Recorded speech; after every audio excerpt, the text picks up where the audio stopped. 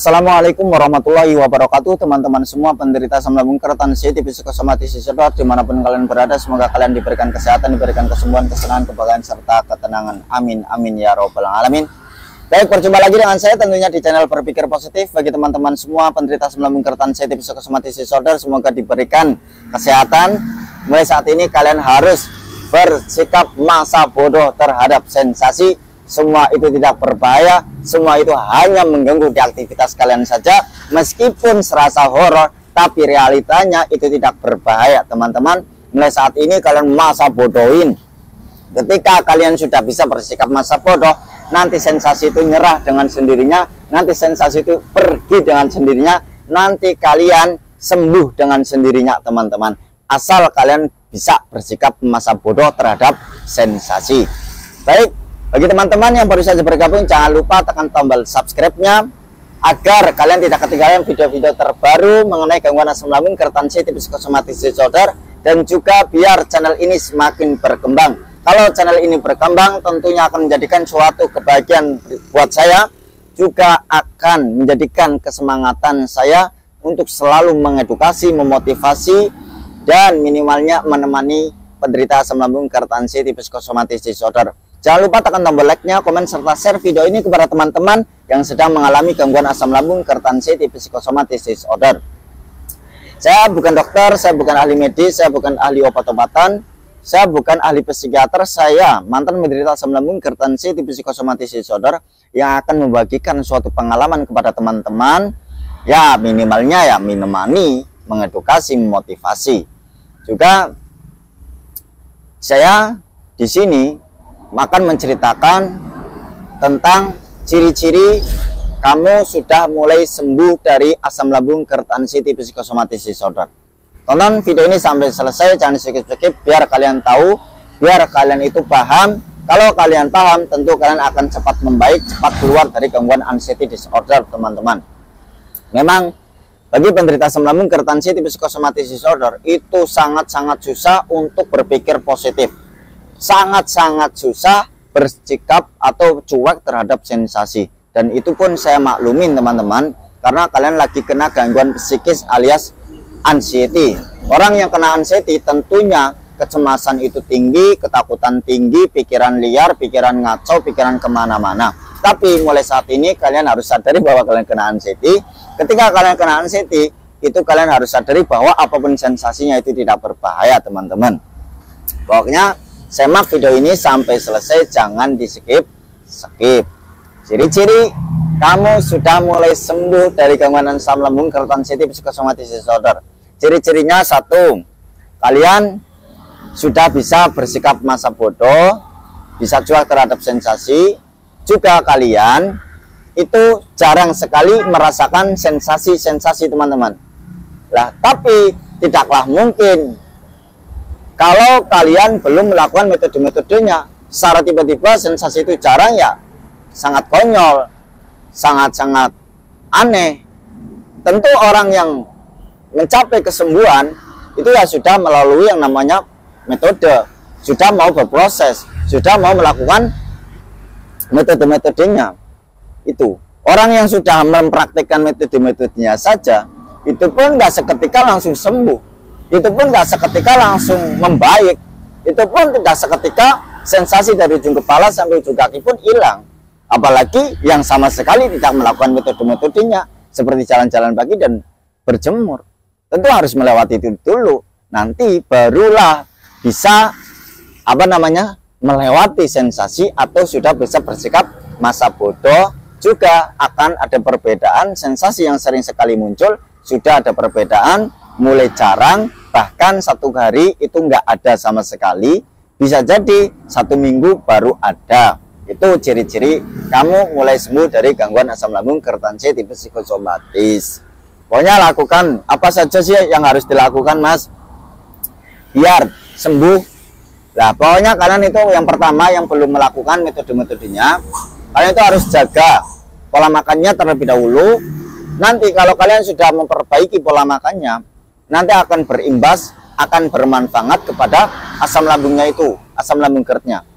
Nah, asam lambung GERD itu kan luka karena dari pola pikir sebenarnya.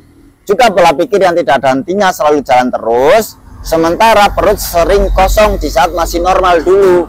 Lah maka kalau sering kosong, lalu apa yang kita giling? Apa yang digiling oleh asam lambung? Tentunya kan asam lambung itu menggiling sendiri di area katupnya. Lah tanpa ada makanan, akhirnya katupnya itu yang menggiling apa yang ada di situ. Nah dari situlah kenalah asam lambung GERD. Lah ciri-ciri GERD itu serasa kayak mau pokoknya ada angin yang naik dari perut ke dada, juga sampai dada itu terasa dingin kayak ada ruh yang mau keluar, juga ada saatnya serasa kayak mau panas. Itu pengalaman saya teman-teman gitu. Terus dari situlah memicu hormon kortisol alias kesetresan semakin tinggi. Lah karena stresan semakin tinggi maka memicu anxiety, ya kan? Nah, bagi penderita anxiety disorder, kebanyakan yang dipikir itu takut kronis, takut penyakit berat, dan takut M. Itulah penderita anxiety disorder, pasti seperti itu. Karena pernah trauma, serasa kayak mau M itu, juga tingkat kesetresannya itu tinggi dari hormon kortisolnya itu. Nah, bagaimana cara menghilangkan hormon kortisol itu? Maka satu itu, perbaiki pola makannya terlebih dahulu. Mulai saat ini makan jangan berlebihan, makan sedikit-sedikit tapi sering. Metode saya dulu di bulan pertama teman-teman, itu 2 jam makan, 2 jam makan, 2 jam makan. Di bulan kedua saya rubah metodenya 4 jam makan, 4 jam makan. Itu pun makannya sedikit-sedikit. Pokoknya kalau seandainya kok kalian sering sekali merasakan kok mudah lapar, juga mudah kenyang, ya udah makan aja di saat kalian lapar, yang penting sedikit. Kalau cepat kenyang ya sudah berhenti gitu aja. Nah, kenapa kok terjadi seperti itu ya Mas? Karena satu pencernaan belum stabil. Maka ketika pencernaan belum stabil, pasti penderita anxiety disorder. Pengalaman saya, kadang buang gas pun susah, apalagi BAB. Saya juga pernah ngalamin 1 minggu itu tidak bisa BAB teman-teman. Maka perbaiki saja makan yang cukup, ya pola makannya diperbaiki, makan yang cukup jangan berlebihan. Juga harus memperbanyak minum air hangatnya. Itu secara konsisten minimal 8 gelas. Itu secara konsisten. Pokoknya minum air hangat, minum air hangat, minum air hangat. Bagi yang susah minum air hangat karena kendala harus memasak dulu, alangkah baiknya uang kalian itu beli dispenser biar mudah gitu. Daripada kalian bolak-balik periksa ke sana ke sini, ke rumah sakit A, rumah sakit B, rumah sakit D, dan ujung-ujungnya ya masih tetap ada sensasi dan belum kunjung sembuh. Ya memang semua itu ya butuh proses teman-teman. Tapi ada yang lama sampai bertahun-tahun. Karena apa? Karena itu belum mempraktekkan pola makannya, pola makan yang benar gitu. Pokoknya perbaiki pola makannya. Kalau makan itu jangan berlebihan. Sebenarnya penderita anxiety disorder itu tidak perlu memantang makanan. Dan wajarnya ketika kalian kena asam lambung pun, atau lambung gastritis lah, hipokondria lah, dispepsia lah, dan lain sebagainya, itu sebenarnya ya dengan minum kunyit secara konsisten sama 2 bulan, itu wajarnya ya sudah sembuh asam lambung dan lambungnya itu, gastritisnya udah sembuh. Itu sebenarnya udah sembuh kalau udah 2 bulan lebih. Nah, kenapa kok kalian tetap masih merasakan perut panas, perut rasa nggak nyaman, perut begah? Karena kalian itu tidak pernah melepaskan pikiran-pikiran negatif itu. Tapi susah sekali Mas. Ya karena kalian tidak mau melatih. Karena kalian belum yakin kalau itu tidak berbahaya. Coba kalau kalian itu yakin bahwa sensasi apapun itu sensasi, bentuk sensasinya itu tidak berbahaya, tentu itu akan hilang dengan sendirinya. Tentu kalian nggak terlalu sering kedatangan sensasi, nggak sering merasakan sensasi. Nah sekarang mulai saat ini berlatih, jangan mengingat-ingat sensasi terus, jangan mengingat-ingatkan sensasi terus, jangan selalu mengikuti pikiran-pikiran negatif itu. Sebenarnya kalian itu hanya digangguan psikis saja, itu tidak berbahaya. Kok hampir mirip ya sama penyakit kronis, itu hampir mirip saja teman-teman. Itu hampir mirip saja, dan itu tidak berbahaya sama sekali. Lah kalian ketika ada sensasi selalu dipikir serius, dipikir terlalu dalam, menganggap bahwa itu adalah penyakit kronis, menganggap itu adalah penyakit berat, dan ujung-ujungnya kalian pasti mengaitkan sama M gitu kan. Nah itu secara tidak langsung mental kalian semakin down, ya semakin down, tingkat kesetresan kalian semakin tinggi. Lah ada sensasi apapun kalian terlalu dipikir serius, katel-katel mikir, bertanya-tanya, kalian kebingungan. Padahal ya wajar, orang namanya 1001 sensasi itu nominalnya jumlahnya banyak teman-teman. Ya wajar, banyak sekali. Saya pun yang merasakan gatal-gatal, kulit kemerahan seperti itu, nggak apa-apa. Rontok rambutnya itu jangan dipikir serius, jangan dihubungkan kanker otak, itu nggak ada hubungannya, memang seperti itu. Ibarat kata teman-teman, otak kita itu ngebul. Karena apa? Karena tiap hari kita memikirkan negatif, tidak lain sensasi, tidak lain memikirkan M terus menerus gitu. Orang kalau tiap hari memikirkan di luar ranah, memikirkan hal-hal yang selalu mengancam di mental kita, tentu kesetresan semakin tinggi teman-teman. Tingkat kesetresannya tentu semakin tinggi. Maka mulai saat ini sudah, jangan dikait-kaitkan lagi gitu loh. Terus selanjutnya, kalian harus melalui proses yang namanya memperbaiki pola pikirnya. Pola pikirnya, kalian jangan terlalu over, jangan kepo gitu ya. Terus biar pikiran kalian nggak terlalu overthinking, biar kalian pikirannya nggak kemana-mana, maka hindari pergaulan-pergaulan yang sering membahas tentang kematian. Menghindari pergaulan-pergaulan yang dimana itu membahas perihal konflik. Karena penderita anxiety disorder itu sangat sensitif ketika mendengarkan suatu konflik, walaupun itu bukan konflik bagi penderita asam lambung GERD anxiety psikosomatis. Pengalaman saya dulu teman-teman, ada suatu tangga punya konflik. Saya dengar saja, itu langsung down, keringet dingin, piar-piaran, les-lesan, jantung berdebar-debar, nafas berat. Lah itulah penderita anxiety disorder. Karena apa? Karena psikisnya itu lagi down, mentalnya lagi kena. Maka harus hindari lingkungan-lingkungan yang banyak konflik atau mendengarkan kabar-kabar konflik. Karena mental kita itu sedang tidak baik-baik saja, maka mudah sensitif. Lah kalau konflik itu kita dengarkan, ya nanti ujung-ujungnya keringet dingin, harus hindari. Maka bergaulah atau di lingkungan-lingkungan yang sejuk, lingkungan-lingkungan yang membahas tentang perihal-perihal positif saja, yang baik-baik saja gitu. Terus kalau kalian tetap bergaul dengan orang-orang yang toksik, nanti akan membuat pikiran kalian semakin kacau teman-teman. Apalagi kalau membahas tentang perihal penyakit, penderita anxiety disorder kan mudah tersinggung, mudah sensitif, juga mengait-ngaitkan orang lain yang sakit tapi dikaitkan sama kita gitu loh. Maka harus hindarilah orang-orang tersebut. Juga kalian harus hindari kepo ya. Pokoknya jangan kebanyakan searching lah. Jangan ingin tahu tentang perihal penyakit. Kesalahan terbesar bagi penderita anxiety disorder itu sering kepo terhadap penyakit, juga sering googling atau searching. Nanti kalau kebanyakan searching itu menjadikan sampah yang negatif di pola pikir kalian. Nanti apa yang ada di googling nanti akan terekam oleh pikiran kalian, jadi teringat-ingat. Bahkan seharusnya hindari nonton video yang sifatnya itu negatif, sifatnya itu menakutkan, menegangkan, itu harus dihindari sebenarnya. Apalagi kalau kalian menggunakan sosmed, yang mana sosmed itu ada gambar kecelakaan, orang meninggal, itu sensitif, harus hindari seperti itu. Jangan kebanyakan nonton video yang menegangkan, video-video yang membuat pikiran kalian kacau gitu. Pokoknya jangan kepo, jangan searching ciri-ciri mau M gitu, itu mengganggu sekali, nanti mental kalian semakin down. Pokoknya jangan ingin tahu, jangan kepo terhadap ciri-ciri M, jangan ingin tahu alias kepo terhadap ciri-ciri penyakit. Itu mengganggu kalian, itu baik-baik saja, kalian itu disikis, kalian itu lagi sensitif sama hal-hal yang buruk gitu. Itu perbaiki pola pikirnya. Jangan stres berlebihan, paling utama itu jangan stres berlebihan.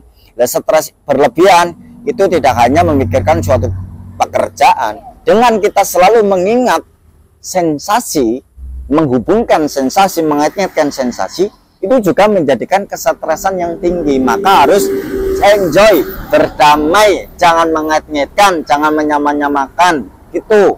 Pokoknya jangan mengait-ngaitkan, dobrak, bodoh amat. Flashback kalau ada sensasi, ala kemarin juga merasakan seperti ini, nyatanya faktanya sekarang baik-baik saja, nyatanya sekarang masih hidup, sekarang ya masih normal-normal saja, alias ya masih bisa makan lah gitu kan. Harus seperti itu, bodoh amat. Sensasi itu aja hanya numpang lewat saja teman-teman.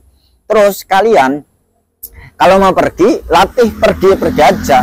Jangan mikir, lah kesalahan penderita asam lambung GERD anxiety itu sebelum dia pergi, walaupun acaranya masih jauh-jauh hari, acaranya padahal ya masih jauh, sudah dipikir terlebih dahulu.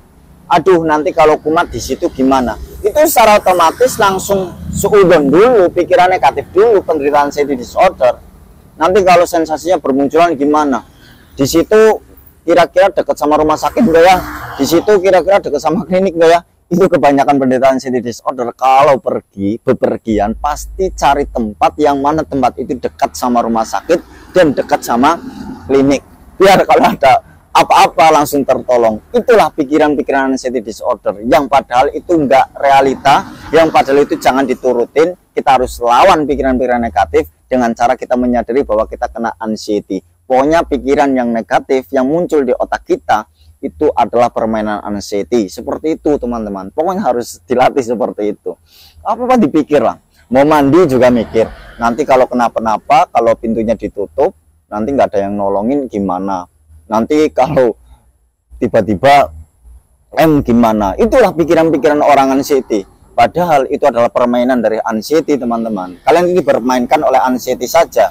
Juga ketika mau tidur pun pikirannya sudah ngaco, sudah nano-nano, sudah negatif banget. Nanti kalau nggak bangun gimana? Itulah pikiran. Akhirnya apa? Akhirnya menghambat kalian itu susah tidur teman-teman. Akhirnya apa? Ujung-ujungnya nggak tidur, begadang. Karena apa? Mikirannya seperti itu terus, menuruti pikiran-pikiran negatif. Nyatanya sekarang ya masih bangun kan? Gitu loh teman-teman. Juga kalau di rumah sendirian, penderita anxiety disorder itu takut.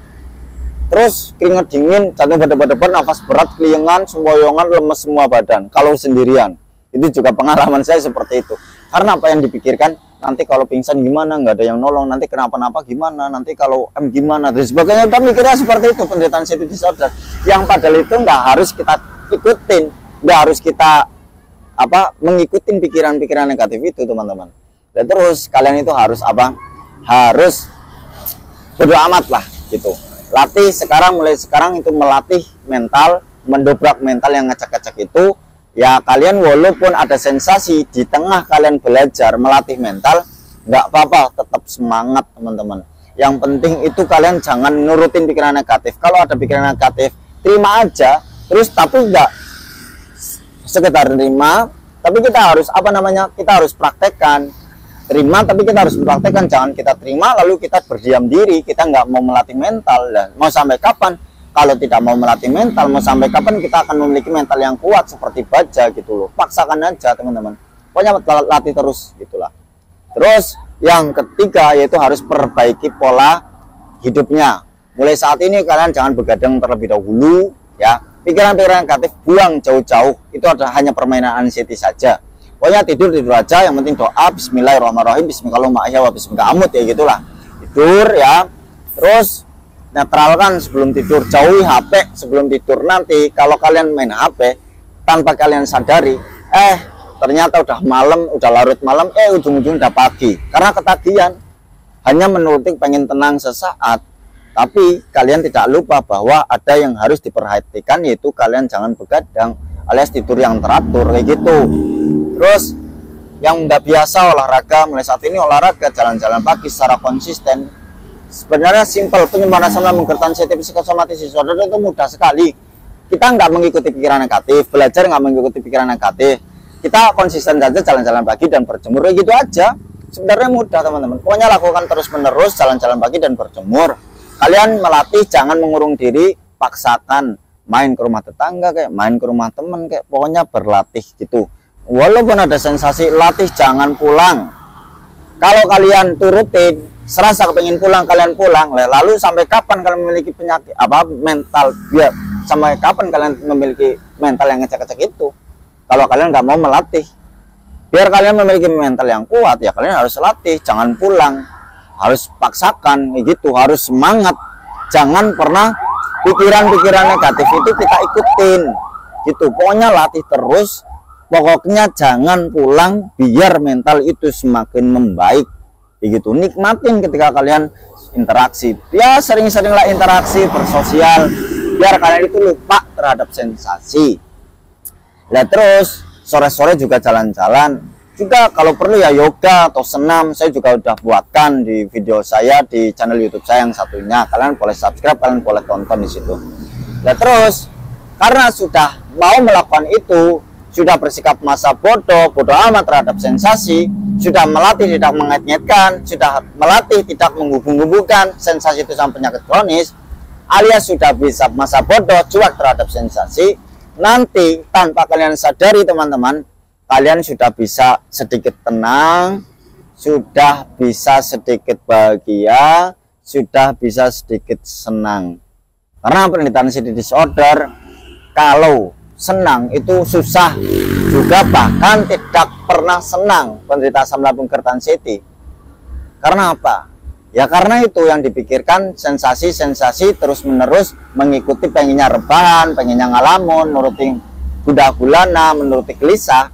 Jadi ya seneng pun ya susah. Sekalipun penderita anxiety disorder kelihatannya ketawa, kelihatannya bahagia, tapi sesuai pengalaman saya teman-teman, itu ketawanya ketawa semu, ketawa pura-pura, biar dianggap orang lain baik-baik saja. Walaupun kita berlagak seperti biasa saja atau baik-baik saja pun, kalau ada orang toksik pun pasti mengatakan penderita asam lambung GERD anxiety psikosomatis itu dibilang lebih lah, kurang iman lah, guna-guna lah, kayak gitu kan. Itu maka hindari orang-orang toksik. Terus kalian itu dah konsisten saja jalan-jalan pagi, nanti kalian akan sedikit demi sedikit akan kembali hormon ya. Hormon apa mas? Hormon serotonin, endorfin, dan dopamin. Hormon serotonin itu fungsinya untuk mengendalikan hormon kortisol atau hormon kesetresan teman-teman. Pokoknya serotonin itu untuk mengendalikan kesetresan, kalau endorfin itu untuk mengembalikan kebahagiaan, kesenangan, dan ketenangan teman-teman.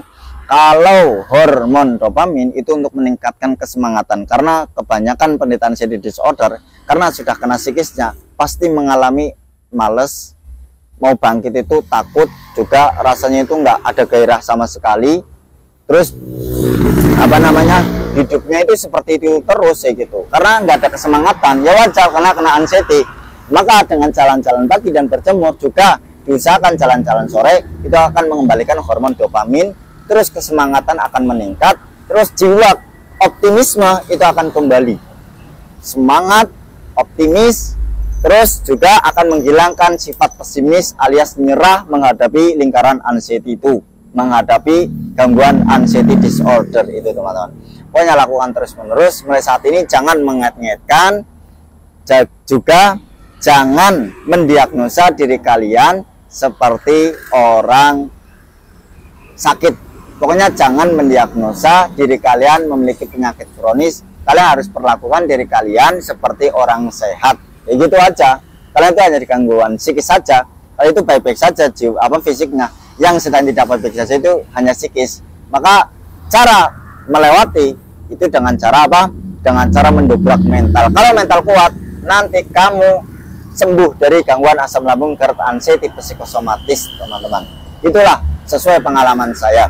Nah, ciri-ciri yang mulai sembuh yaitu pokoknya satu hari biasanya datang sensasinya, hampir tiap hari kedatangan sensasi, karena sudah mau melakukan metode-metodenya, karena sudah mulai sembuh, mau sembuh, mendekati kesembuhan, maka sensasi itu sudah jarang datang, juga jarang datang menghampiri teman-teman, juga jarang menghampiri.